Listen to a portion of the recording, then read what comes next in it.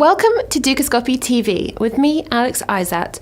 The pressure is on for South Africa as economists have suggested the country may be facing a tumultuous 2015. To help us understand the pressure on the South African economy is Dawie Roodt, Chief Economist and Director at Efficient Group. Dawie, the rand is near its 6-year low against the US dollar. Does this mean the economy is stagnating? Well, I think there could be a number of reasons why the rand is currently under pressure. Certainly, there are some domestic reasons, like, for example, the South African economy performing quite dismally, 2014, and then not a very good year expected of 2015 either. On top of all of that, we've got a huge current account deficit in South Africa, simply meaning that we consume much more than what we produce in this country. But very importantly is that part of the reason why the rand is under pressure is simply because the US dollar itself is very strong. We can see, for instance, that many other currencies, including the euro, has lost a lot of ground against the US dollar. So it's not only a South African issue or a domestic issue why the currency is currently under pressure. There are some international issues as well. There has been a dramatic drop in tourism. Can Ebola be fully blamed?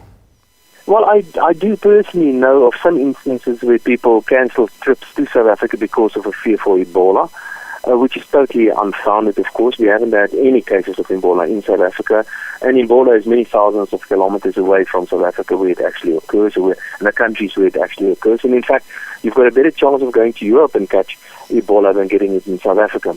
I don't think Ebola had much of an impact on the tourism fall in South Africa. In fact, tourism is one of those industries that I particularly like in South Africa, and part of the reason for that has to do with the exchange rate of the rand. The rand is very weak at the moment. It's a real bargain for anybody with a strong currency, with a euro or a yen or a renminbi or a dollar, to come to South Africa and to spend the money in South Africa, because you can do this for a song. It's really cheap to come to South Africa, and it's a wonderful place to visit. So one of the sectors that I really personally like and that I think is going to benefit from the weak currency certainly is tourism, and I expect quite a bumpy year for tourism in 2015.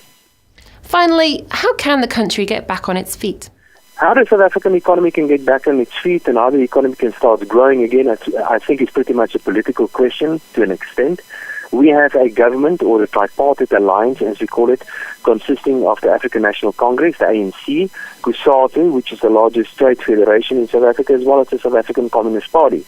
Now, if you listen to the different leaders, political leaders that we have in South Africa, especially in the tripartite alliance, it's quite clear that they themselves do not understand their own ideologies. So we have a government that is, well, let's call it ideologically a little bit confused in South Africa. When you get a government that is ideologically confused, you get policies that are contradictory and policies that's confusing as well. And then if you have a government that's quite weak and not very efficient in what they're supposed to be doing, then you have a weak implementation of contradictory policies. And that's actually where we are at the moment. South Africa's single biggest threat is a civil service that is actually collapsing on its own weight and its own incompetence. That's South Africa's Achilles heel. In order to fix that, I'm afraid we probably need, well, some changes in politics and political leadership, which is currently happening.